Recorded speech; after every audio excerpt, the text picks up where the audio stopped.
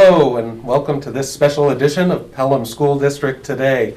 I'm Troy Bressette, a two-year member of the school board. I have learned a tremendous deal in that short period of time, and chief among that learning has been the dire need to renovate our Pelham Memorial School. And that is why we are here today with a few of the experts to answer a few questions about this school warrant Article 2 and the Pelham Memorial School renovation plan. So with that, I'd like to start with introductions. Stacy, we'll kick it off with you. I'm Stacy Maghakian. I am the principal at Pelham Memorial School. I'm Gino, Baroni, the owner and managing principal of Trident, your owner's project manager firm. Yep, and I'm Chip Mcgee, superintendent of schools here in Pelham. All right, fantastic. So glad to be with each of you today. Thanks. I have a series of questions that I think it's important for the community to hear about. Gino, I'm going to start with you. Okay. I'm a big consumer protection guy. I've dedicated my entire career to that, and I view my role as a school board member as protecting consumers, our students, our families, the residents of Pelham. How can you tell us about this project and ensure that we're getting a good value with this in terms of the bottom line? Well, we're very happy that Pelham understands the need for an owner's project manager. We're the only objective firm that really acts on behalf of the district and the taxpayer. We're not the architect, we're not the contractor, and not that they're not going to do good work, but we are really truly objective. So in this particular project, we chose and recommended a system. It's guaranteed maximum price contract. It's an open book version. The more traditional, I shouldn't say traditional, it's getting more traditional to be GMP. The old way of doing it was lump sum. You never saw what was behind the number. You put it out, and if anyone low bid it, they would make money by having a differential between what they charged you and what it costs. So we have a great team here. This team has been around doing schools, 12, 15, 20, 25 years. So the team that's involved here, the architect and the contractor, have done this over and over again. We have done it over and over again. So in this GMP method, what we have done is assembled this great team, again, through an RFQ process, through a competitive process, brought the team together and started to look at the needs, the educational program needs, to develop a concept and a price. We are giving you a price now, guaranteed maximum price for the project. It means as long as the school district or the town does not change the scope, doesn't decide they want another 2 classrooms, or hey, we want an aquarium or something, it is guaranteed at this point. Just to be clear, we're not asking for an aquarium. No, I'm not saying that. No rumors starting. But the method here is so that the taxpayer knows from day one, this is the number. The team has done this over and over again. We have worked with Bonnet, Page and Stone on several schools. Once they give us a number, they know how Trident works. We look at everything. It's just open book is the way to do it. So the other good thing that's happening right now, quite frankly, is there's a bit of a slowdown in K-12 construction. That may help us in the bidding process. I'm not saying this because it could be counterbalanced from the COVID impact. But we're also seeing that impact starting to slow down as well. By the time we start this, I really believe the COVID impact on pricing is going to be negligible. So all in all, we have a competitive way of doing it. We have a team that's done it before. And we're going to give you the best value for the taxpayers' money. I know I feel a great peace of mind having you in our corner. Thank you. So thank you very much for that. How about local contractors? Are they going to have an opportunity to bid on the work? We always support and we actually outreach to local subcontractors. We typically have 1 or 2 subcontractor nights. Now we're trying to figure out how do we do this COVID-wise, and we'll probably set up a Zoom meeting or an invite that we'll invite subcontractors where the architect and the contractor and us will explain the project. We'll invite local people, and if they are interested, there'll be a link, or they can contact Bonnet, Page and Stone to tell them what scope they're looking at. They'll fill out essentially a financial application to make sure they're strong enough, because we don't want anyone to go bankrupt during the project. We want to know their history. And we've made many attempts to get local people in, just even for small pieces, so they can be part of it. So yes, they will be local to the extent that they want to be. They will be involved. And you've had some experience here in town. We have. That predates me. Tell us a little bit We about that. have. I have to tell you, when we did it the first time on the fire station, we had 2 of them, and we had limited people coming. And I'm not sure if it was busy the wrong night or wherever it was, but the fact that we had it triggered people coming in later on or going to Bonnet-Page and Stone to say, hey, we heard about this, either we saw it on the cable, and they were able to contact Bonnet-Page and Stone. Again, on the high school, we did the same thing. We had these subcontractor nights. That one was better attended. And we, again, I want to make it perfectly clear, as they say, at the high school, all but one firm was from New Hampshire. Excellent. There was a specialty firm that did abatement that they had the right number. Now, we're not going to cut ourselves in and say, hey, because they're not New Hampshire, we're not going to use them. The price is advantageous, but we do give due consideration to people from New Hampshire. So on the high school, all but one was from New Hampshire. So several were local, but everyone else was from New Hampshire. To the fact, BP&S doesn't do work in Massachusetts. They will not cross the line. Okay. And I've tried, because I really like working with them. Their prices are so competitive. I said, you're gonna come to Mass. They said, no, we're not crossing that line. We want to stay in New Hampshire. So there will be local opportunity here, if you so desire. If they want to make the effort to find out about the project, we'll outreach, but they still have to fill out the information to make sure they're financially solid and what is their experience. Terrific. I'm glad to hear that. Yeah. And I want to point out, too, that the high school project came in on time and under budget, thanks to your contributions and oversight of that process. You addressed the piece about out-of-state contractors versus trying to keep it as local as possible. But I can add something to that as well. Sure. Because we're doing a GMP process, which is an open book process, we don't make the decisions. I keep on telling you, we're your advisors. So the ultimate decision will be made by the superintendent and whoever he chooses to work with him. We will get, the BPS will get the bids in, they'll be reconciled, we will review them to make sure, again, a second set of eyes, is it the scope that we need? Is it we'll look at the price differentials. And then there'll be a recommendation made. It'll be a recommendation that's saying, we suggest you choose XYZ firm. Now, the superintendent, they'll be open book. You may say, hey, we had a not so good of an experience with this firm. And for a little bit more money, this firm is above and beyond. So very rarely happens that the price doesn't yeah. But you have it, you see it. And so it's being looked at by so many different people, and it is open book. There's nothing we don't know. We just want it all up on the table. Transparency is key. Transparency, and again, we we want the district to make the decision, not us. So we give you enough information to make an informed decision. Yeah, and if I could chime in with that is, so I'm a career educator and care a great deal about running a quality school system, but I'm not a career contractor. You and me both. And so when I came here and I knew Trident was in a position to help put this together as an owner project manager. Well, actually, the first thing I did was I called references because we didn't know each other yet. Right. And was able to confirm that, in fact, the way Gino's describing it is true. Essentially, I'll have someone with the expertise and organizational skills to know that the bids we're collecting are fair, accurate, and complete. Mm-hmm.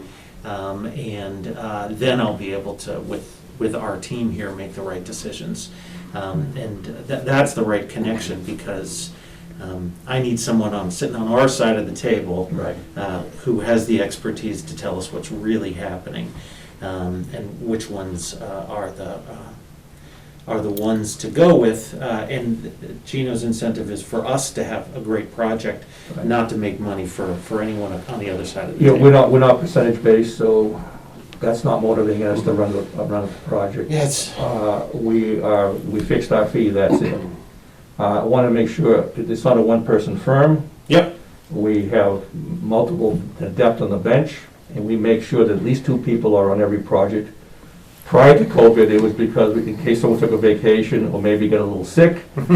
Now, it turns out that maybe we were not thinking ahead, but we were, that we always have 2 key people involved. I'll be involved in this project throughout, and we'll have Dave Merlestein if this successfully passes. So, and then we have Director of Administration and Cost Control back at the office as well. So there's several people, and if we have to bring more in, we will. It doesn't impact your fee to us. We will do what's right for the district, but it's not a one-person firm. I like to hear about the cost control factor. My mind goes to Congress enacting legislation back in the 1970s in the arena of banking and prohibitions against kickbacks and referral fees. So I'm curious to hear a little bit from you about how you'd go about ensuring that that doesn't happen. We, first of all, Trident has a code of ethics and conduct that's required, and we all sign it, and we just reviewed it again this year, so we do it every 3 to 5 years, depending upon how things are changing. We don't want anyone playing games with us. We don't even want to accept a Christmas gift or a holiday gift. If it's over $25, I want to know about it, because we don't want to be beholden to anybody. The firms we've chosen, we know them, we know their ethical behavior, what's going on, and they also have their own code of ethics. And again, it's all above board, so it's so open, it'll be, I'm not saying impossible, because I get taught something new every year. It's so open that we understand what's going on. And in my career, that dates back far than I want to say, I have never been involved in a kickback or a payoff. And the firms in New Hampshire that I've dealt with since I started this New Hampshire firm in 2004, that's never been the case. I won't tolerate it. I mean, it's just not going to happen, and the people we work with know that. And we haven't seen evidence of that, quite frankly, which it's refreshing in construction and development, that we haven't seen that much in New Hampshire. I'm sure it exists, but not on our projects. Excellent. I'm assured hearing that. Thank you. Switching gears a little bit, why don't we just tear the place down and build brand new? Well, if you have unlimited money, let's do it. A new building is fantastic, but every time we've done an analysis, and I really think every time, it's never been cheaper to build new. It just hasn't. If you have a structure that has good bones, good base, you have the foundations in place, you're essentially reusing or repurposing the structure of the building. Makes good sense. We all want to repurpose materials and stuff. We're going to repurpose what we can of the building, get rid of the stuff that's either old, not good, not working. It also cuts down on unforeseen conditions in the ground. Anytime you go into the ground, you don't know what's really happening. I mean, we've done boring analysis at 20 feet on center, and of course, right in the middle of the 4 borings, there's something we didn't catch because it wasn't a boring. So you start limiting your unknowns, you start limiting unforeseen conditions, the cost that you cannot control. I don't even know if you have land. You can go back all the way to the beginning. Do you have to go out for a land purchase acquisition proposal? How do you purchase it? How long is that going to take? Then you have to study, okay, before you even buy it, we've done due diligence for private firms. What is the material, what's going on there? So new material, a new building right now is, I will tell you hands down, will be at least 10 to 20% more, without even sneezing, than this project. Maybe I have a figure of 45 to 50 million that had been proposed a while back. Does that sound right to you, Chip? yeah, so I asked this question of Trident, actually Dave Merlestein helped me with it, and they did a cost estimate in 2019, and the figure that I'm confident in is that apples to apples, to get essentially the same facility new, would be 45% more because of the ability to reuse square footage and the unknowns related to site preparation, and that was separate from land acquisition. Utilities, all the infrastructure that has to go in, It's all already there. it's there. Well, with those two factors that you've both hit on, I think of my role as a board member as being a good steward of taxpayer money. Yeah. And knowing that the infrastructure is sound and we're looking at a lower cost, that goes a long way than tearing down and, going for the Taj Mahal or something along And those then lines, which we unless don't want to you have a different site, what do you do with those students? Right, You know, right. what's going on there. Logistical You can build on, challenges. and we've done it, believe it or not, in Massachusetts, we've done it. But now you're building essentially a trailer complex to the tune of $2 or $3 million. And then that asset goes away. It's just lost, so. It's not, I think we can honestly say is the right decision, hands down, on a new building. And we've got a plan or a concept design Yep. as opposed to a full design. Can you speak to why that's the right place for us to be right now? Again, this is another recommendation that we made over the years. If you do a traditional approach, is you would hire an architect, have a full set of drawings completed. Essentially, you're paying 90% of the cost of the drawings before you even know if this project's going to be voted upon. And then you'll put it out to bid, hoping that the number comes in at the budget. So you're paying roulette here. So you're spending 8 to 10% of the construction cost in a design. You're not sure if the taxpayers are gonna go for it. If they don't, what do you do with that design? I guess you can regurgitate it every year, but eventually things have to happen. It's the proverbial cart before the horse. Caught before the horse, and it's happened in other towns where it's gone down in flames. They won't use that plan again because the town people don't like that plan, they don't wanna see it again. So what have you wasted, $1 million? What are you doing with it? Certainly don't want to do that. So you have to understand this process is very, very, it's very, very good and very, very experienced with us. So what we've done is we've had the concept and schematic design done. So we pay for these type of designs. So we know the adjacencies, we know the educational program requirements. We know everything that we need to know about how the school is going to function with administration, especially the students. So we have that basic outline. We work together as a team to develop the pricing. So we have the best of all worlds here. We have the concept that we know is going to work, that everyone has had input into. We have a price before you even go to the voters. We have the team in place.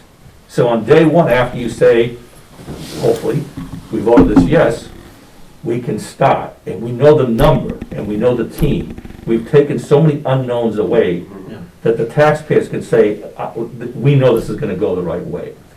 This is the way we recommend it, and I would say 99% of the schools we've done in the last 15 years have gone this way. We're not wasting the taxpayers' money. I know it's cliche, but try to look at this as if it's their own money. You'll see us battle with, and I say battle, I'll call them vigorous discussions. I tell people, if the district owes you $10,000 validly, we will make sure, we will vet it, and you will get the $10,000. If they don't owe you $100, you aren't going to get it. And look me in the eyes, because you're not going to get it. So that's our approach here. It's really like our own money that we're doing. We want the next project, next reference. We pride ourselves in quality, cost, and schedule. We want to be the people who continue on the state of New Hampshire. doing this kind of work. And we've invited you back. We're very appreciative of that, honestly. We've thrown around the number in general as a term, but I don't think we've said the number yet, and that's not by design. Chip, what's the number? What's the bottom line? And maybe expand on that with the tax impact. Yep, so we have a guaranteed maximum price, a gross budget of $31,980,000. And that is inclusive of what are called the hard costs, the construction costs, also the soft costs, fees associated with architecture and engineers, and fit up. That means the equipment, technology, and furniture needs. And because it is a renovation, there's $1.5 million in that, what I've just described, for contingencies. to make sure that you never know what's behind walls. I don't think we're going to knock on wood. We don't have to do a lot of new foundation, and so No. ledge doesn't feel like a huge concern, but there are a couple spots. Yeah.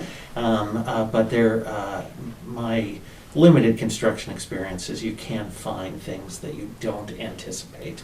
And so 31,980 is our number. The thing I want to really impress on the community is, so this is essentially in really all parts almost all parts the same project that was presented last year. We didn't overhaul it or try and come up with some new take. What we did, and this is with the work of the board, the Renovations and Upgrade Committee here in town, and Trident, we worked hard to make sure that the cost increase from last year to this year was minimal. And so it's 3.6% more this year than last year. And that's really, that is below what just the construction cost inflation rate has been regionally and for this specific project. And that was one of the things that helped me feel such confidence that the number we're putting forward is a guaranteed maximum, and it is a reasonable increase over last year because time has gone by. In terms of tax rate impact, I always feel like it's probably best just to get to the most painful part first.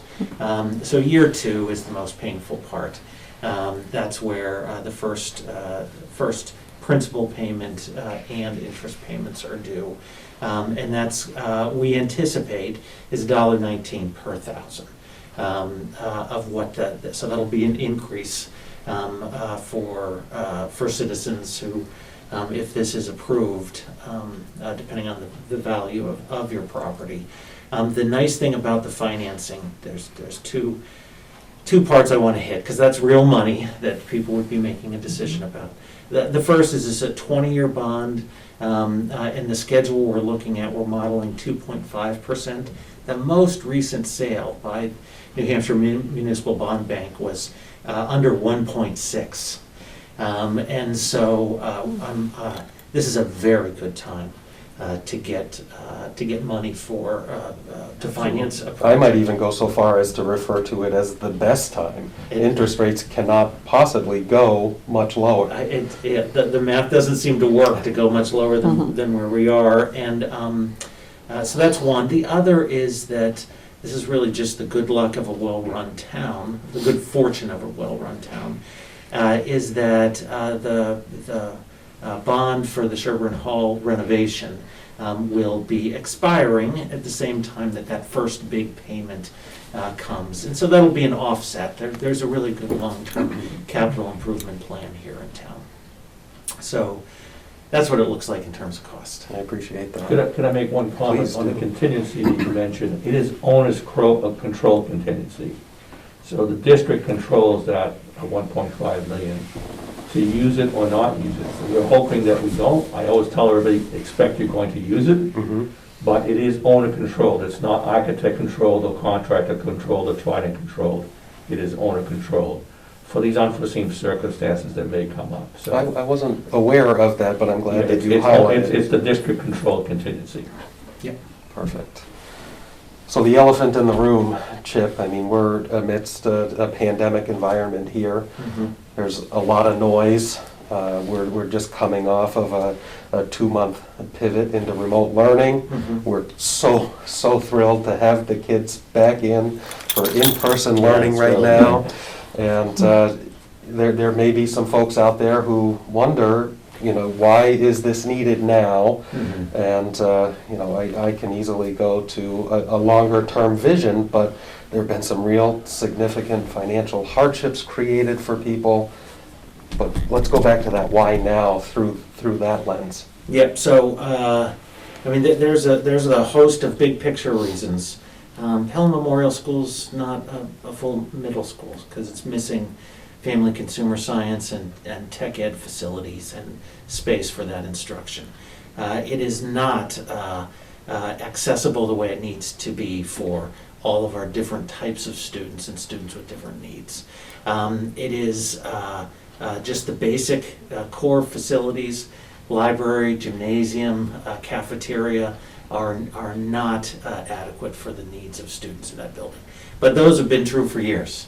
I got to tell you, when I got here in July, and we began right out of the gate planning to get us reopened as quickly as possible, there were quite a few days when Stacy and I were facing the challenge of reopening and realizing that Memorial was the most difficult.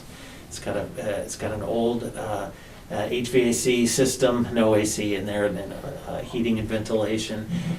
Its electrical panels are absolutely maxed out, and when we started looking at needing to possibly air condition and certainly filter air for ventilation needs related to COVID, we had to do some panel work just to have the power.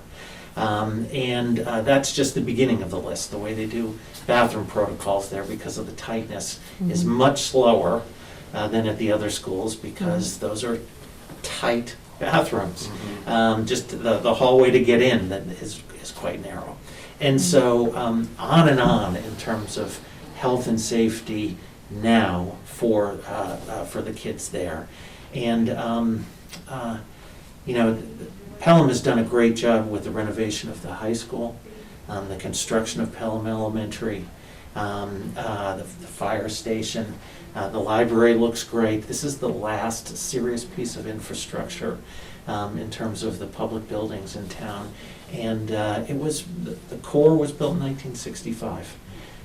It is a facility that is in need of upgrade for the 6th, 7th, and 8th graders who go there. I'm glad you hit on the challenges we faced through the pandemic environment. Yeah. Stacy, can you expand upon that a little bit based on your firsthand experience in the building? Sure.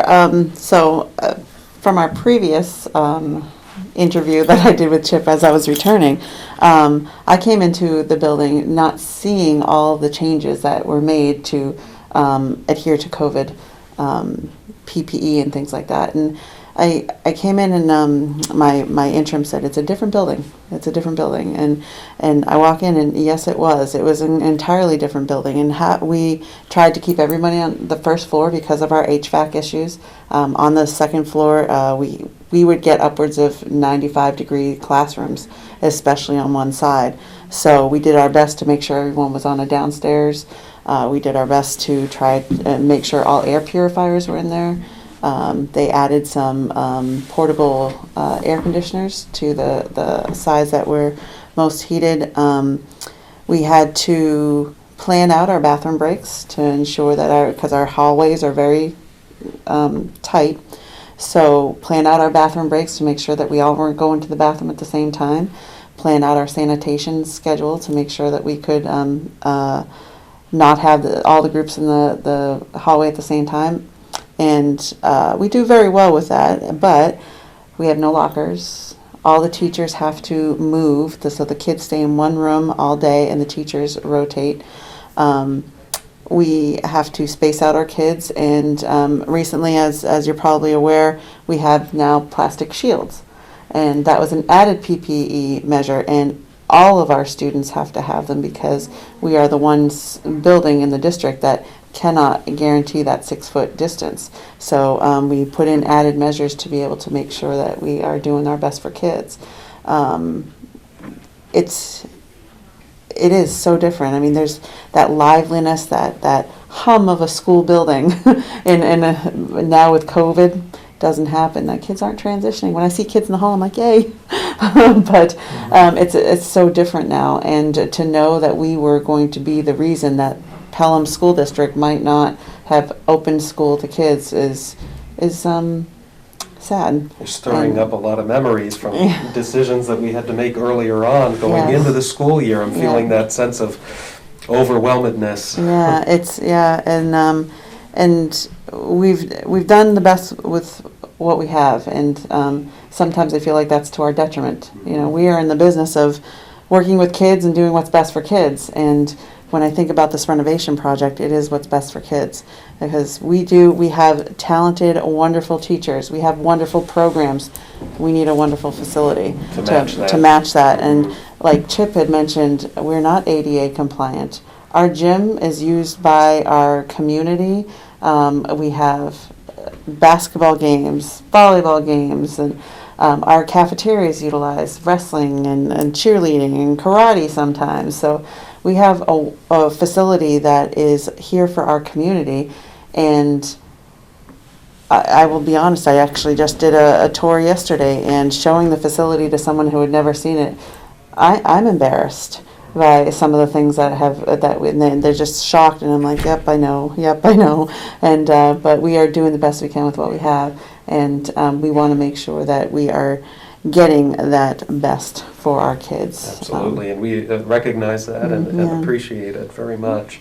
Chip, I'm going to bounce back to you. Okay. Capacity. We're in a fairly good spot right now, but you had commissioned a study, and I think that shows some different trends that not everybody would expect in terms of student population at the middle school. Yeah, so probably the most important thing is that I know there was quite a bit of debate right prior to last year about where should fifth grade go. Fifth grade currently at Pelham Elementary. Should it move to Pelham Memorial? And the answer to that is no. Fifth grade is going to stay at Pelham Elementary School. And that is because, I can be that definitive, because we did a capacity study. We had it done for the district. And even if we were to go to full-day kindergarten, which isn't on the docket this year, but if we were to do that, we would still have the space at Pelham Elementary School to continue to have fifth grade. And so that's one trend that's really important for people to know. It's a good position for the district to be in, because that would have been a significant add in cost to add those fifth grade section.